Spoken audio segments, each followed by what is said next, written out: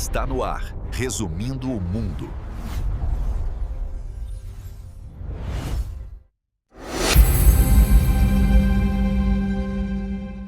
Olá, hoje a gente vai fazer uma análise profunda de um visitante cósmico realmente extraordinário, o cometa interestelar 3I Atlas. Olá! Imagina só, né? Um objeto que viajou, sei lá, bilhões de anos entre as estrelas para cruzar nosso caminho. É incrível pensar nisso. E é só o terceiro desse tipo que a gente conseguiu detectar.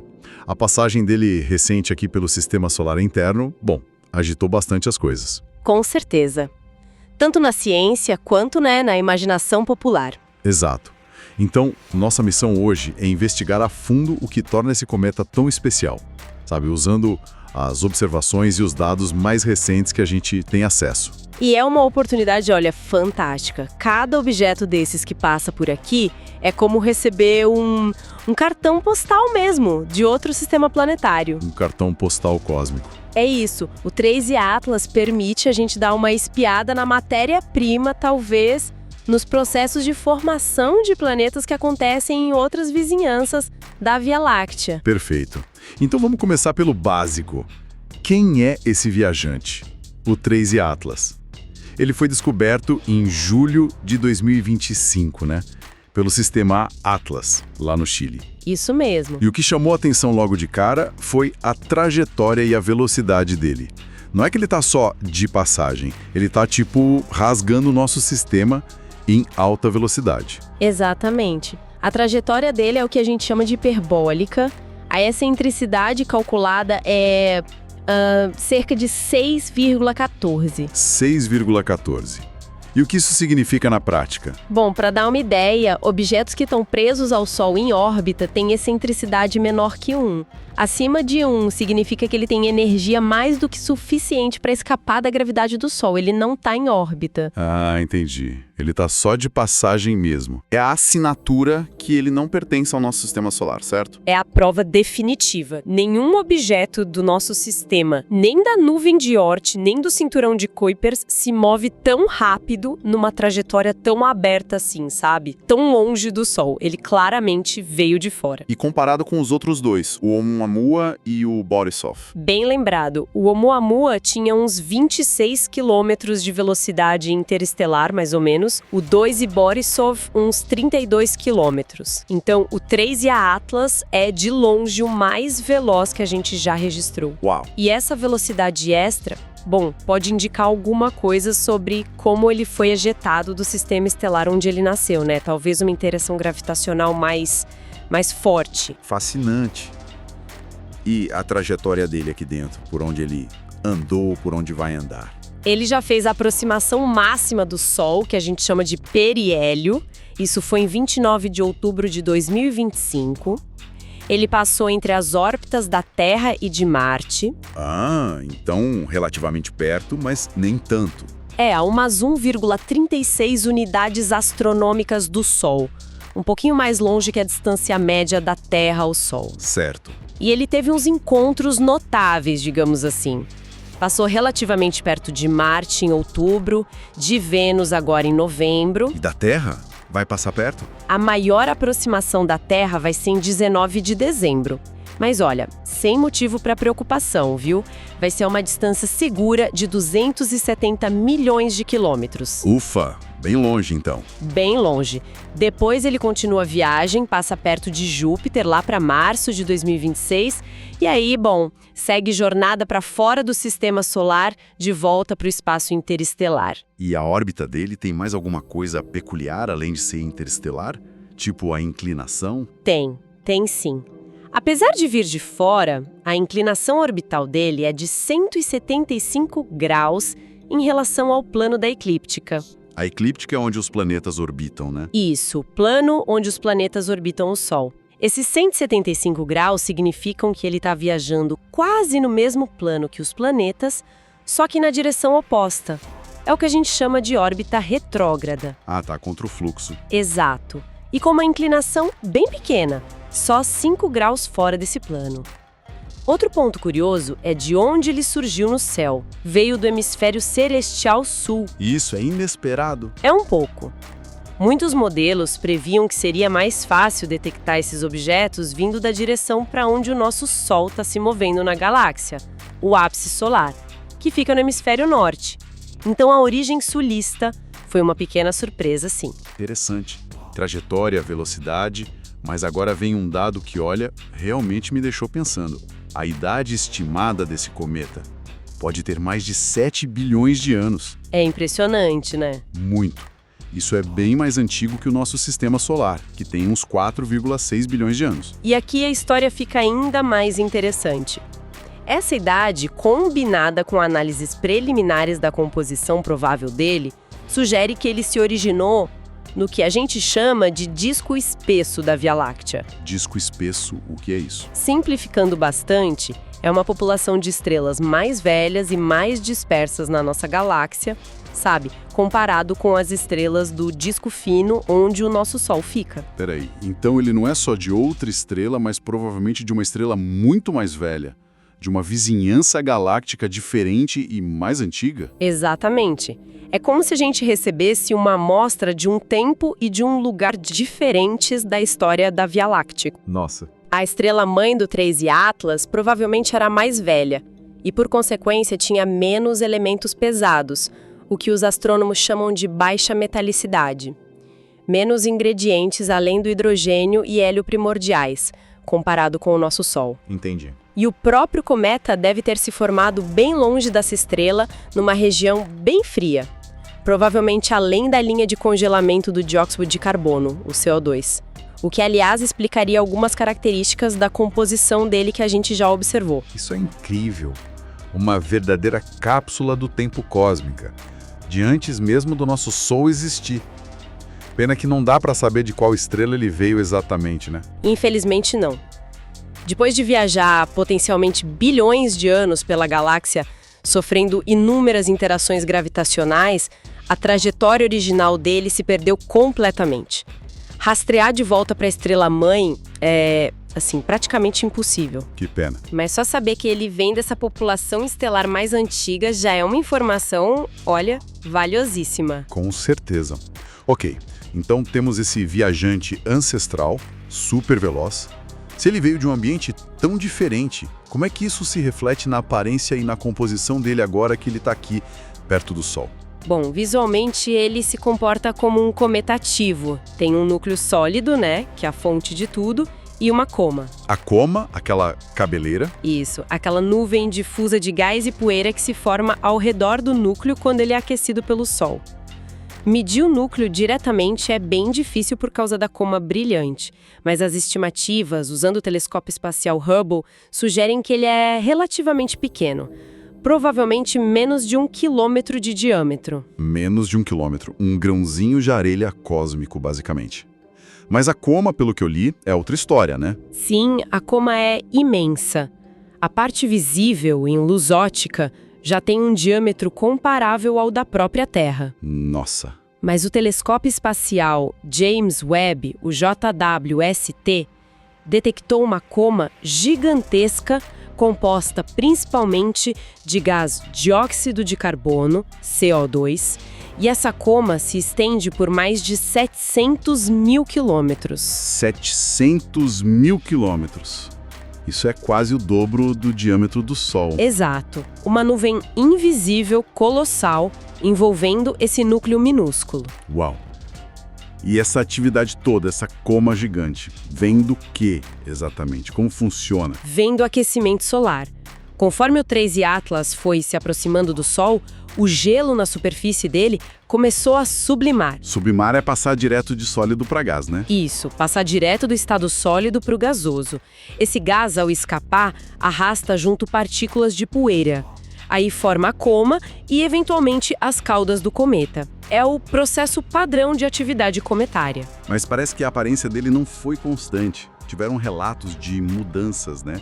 Especialmente depois que ele passou pelo periélio, o ponto mais perto do Sol. Certo. Correto. Ele ficou invisível para a gente por algumas semanas, enquanto passava por trás do Sol, do nosso ponto de vista. Quando ele reapareceu, os observadores notaram algumas diferenças. Que tipos de diferenças? A missão SPRX, na NASA, por exemplo, detectou um brilho esverdeado na coma. Isso é atribuído à emissão de luz pelo gás cianeto, CN, e carbono diatômico, C2. É algo comum em cometas, na verdade. Ah, o brilho verde é normal, então. Sim, mas outros relatos mencionaram tons mais azulados depois do periélio, talvez ligados à poeira ejetada ou à emissão de monóxido de carbono ionizado. E a cauda? A cauda também apresentou comportamentos, digamos, interessantes. Antes da gente ir para a cauda, vamos detalhar a composição química. O que exatamente está sublimando desse núcleo? Você mencionou o CO2. Sim, o CO2 é um componente-chave aqui. As medições do JWST mostraram uma abundância muito alta de dióxido de carbono em relação à água, especialmente considerando a distância do Sol em que as medições foram feitas. E por que isso é interessante? Essa alta proporção CO2-água é uma das características mais intrigantes do 3I Atlas. Pode ser uma pista importante sobre a formação dele num ambiente diferente. Diferente como? Mais frio, talvez? Provavelmente. O CO2 congela a temperaturas mais altas que a água. Então, uma alta proporção de CO2 pode indicar que ele se formou numa região mais distante e fria da sua estrela-mãe, comparado com os cometas do nosso sistema solar. Ou talvez a estrela-mãe tivesse uma composição diferente na nebulosa protoplanetária original. Faz sentido. E além do CO2, o que mais detectaram? Detectaram vapor d'água, e isso foi confirmado de forma independente pela detecção de rádio de radicais hidroxila, o OH. Radicais hidroxila. Como isso confirma a água? Explica pra gente. O radical hidroxila, o OH, é basicamente um pedaço de molécula de água, H2O, que foi quebrada pela luz solar. O radiotelescópio Meerkat, lá na África do Sul, detectou emissões de rádio exatamente nas frequências características do OH.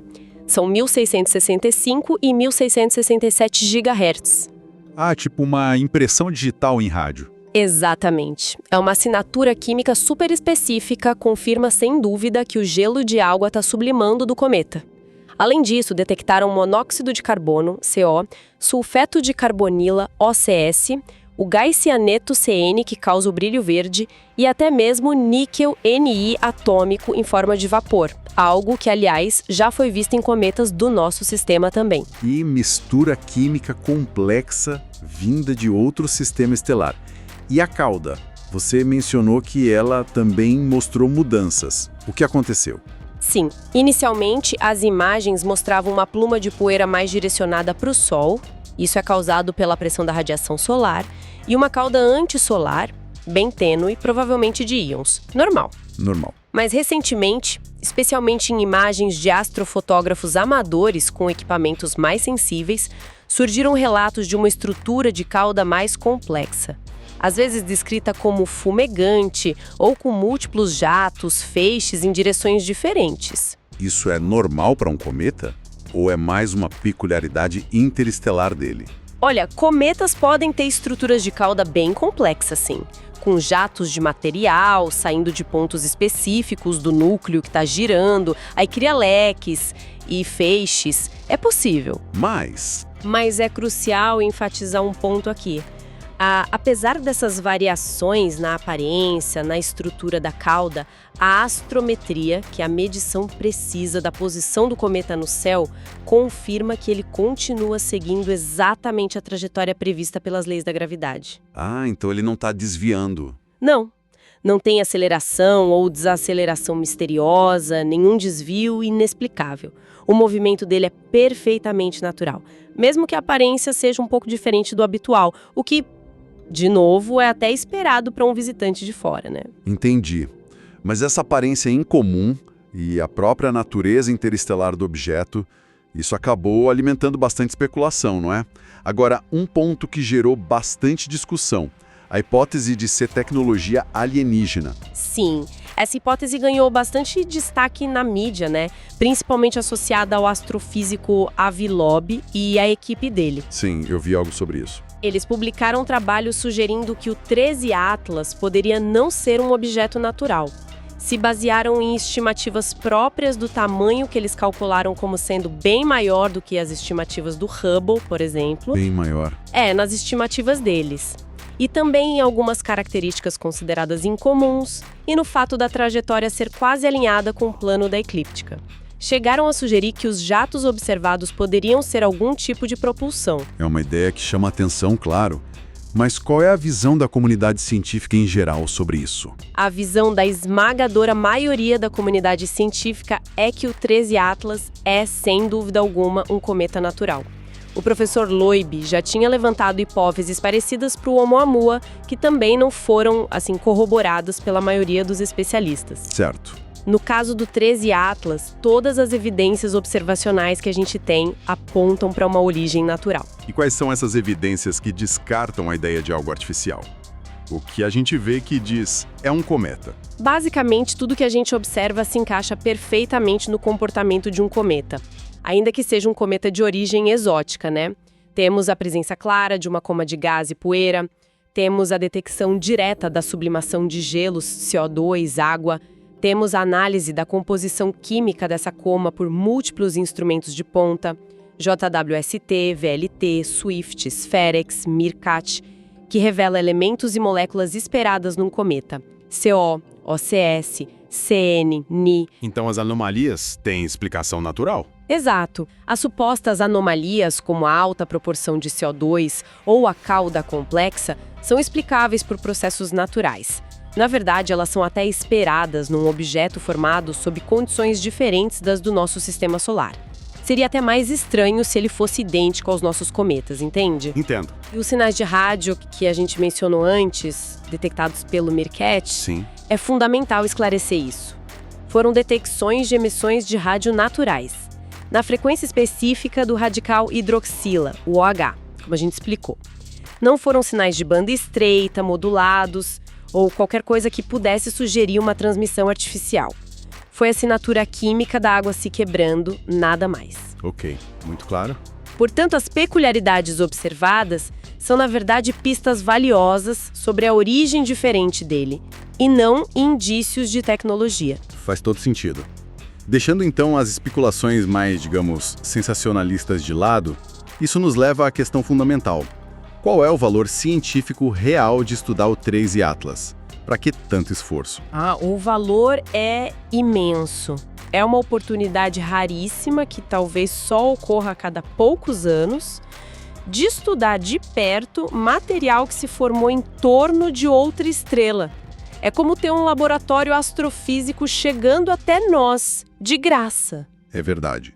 E temos uma verdadeira frota de observatórios, tanto aqui na Terra quanto no espaço, dedicados a extrair o máximo de informação possível enquanto ele está por perto.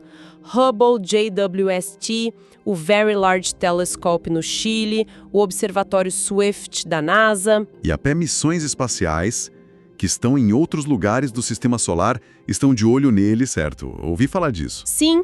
A sonda chinesa Tianwen-1, que orbita Marte, conseguiu fotografar ele quando passou perto do planeta vermelho, a sonda Juno, em Júpiter, e a missão JUICE, da Agência Espacial Europeia, que está a caminho de Júpiter, também estão programadas para observá-lo quando ele passa por lá, em 2026. Que legal! E tem até a possibilidade ainda que remota de que as futuras missões Europa Clipper da NASA e Hera da ESA cruzem a cauda iônica tênue dele daqui a alguns anos. Imagina, permitiria analisar diretamente as partículas desse visitante interestelar. Seria fantástico. Seria incrível mesmo. E o que a gente espera aprender com toda essa atenção científica? O que a composição e o comportamento do Tri-Atlas podem nos revelar no fim das contas? Podem nos revelar muito sobre a diversidade das condições de formação planetária na Via Láctea. A composição química detalhada, a proporção entre diferentes tipos de gelo, água, CO2, CO, as razões isotópicas. Razões isotópicas. A proporção de diferentes versões de um mesmo elemento químico. Tudo isso funciona como um registro fóssil das condições de temperatura, pressão, composição química da nebulosa onde ele nasceu, há bilhões de anos, em torno de outra estrela. Entendi. Uma janela para o passado de outro sistema. Exato. Comparar essas amostras de outros sistemas com o que a gente conhece do nosso próprio sistema solar nos ajuda a entender se a gente é típico ou se somos uma exceção na galáxia na formação de planetas. Entendi. Então, fazendo um resumo rápido aqui para a gente fechar. 3 Atlas é o nosso terceiro visitante interestelar confirmado. É incrivelmente antigo, talvez mais de 7 bilhões de anos, e viaja numa velocidade impressionante. Isso. A origem provável é o disco espesso da Via Láctea, uma região de estrelas mais velhas. Ele é rico em dióxido de carbono, mais do que em água, se comparado aos nossos cometas. Mostra atividade cometária clara, embora com algumas características intrigantes, como mudanças de cor, uma estrutura de cauda complexa. Mas o movimento dele segue perfeitamente as leis da física. Perfeitamente. Ele é essencialmente um mensageiro de muito longe, de muito tempo atrás. O que a gente tira disso tudo? Qual a grande lição? Bom, a gente tira que o universo está constantemente nos enviando amostras grátis de outros mundos, por assim dizer. Estudar esses mensageiros, como 13 Atlas, é crucial para a astrofísica e para a planetologia comparada. Certo. Cada um deles adiciona uma peça no quebra-cabeça de como os sistemas planetários se formam e evoluem pela galáxia. A química que a gente observa nele nos dá pistas sobre a variedade de ingredientes disponíveis para formar planetas em outros lugares. É uma perspectiva incrível. E apesar dos desafios óbvios de observar um objeto pequeno, escuro, em rápido movimento, e apesar do ruído gerado por especulações sem base sólida, o ganho científico ao estudar cada um desses visitantes é, olha, inestimável. Eles nos forçam a refinar nossos modelos e a expandir nossa compreensão do cosmos. Perfeito. E para finalizar, uma provocação para quem nos ouve. Considerando essa idade estimada de mais de 7 bilhões de anos e a origem provável no disco espesso, uma região ligada às fases mais antigas da formação da Via Láctea, será que o 3 Atlas poderia carregar na sua composição química, talvez nas proporções de isótopos de certos elementos, assinaturas que refletam as condições químicas da nossa galáxia numa era muito, muito primordial? Interessante. Poderia esse cometa nos dar pistas não apenas sobre a formação de outros sistemas estelares, mas também sobre o passado químico distante da própria Via Láctea, de muito antes do Sol e da Terra existirem? Fica aí a reflexão, né? Sobre o quão fundo no tempo e no espaço esse pequeno viajante pode nos levar.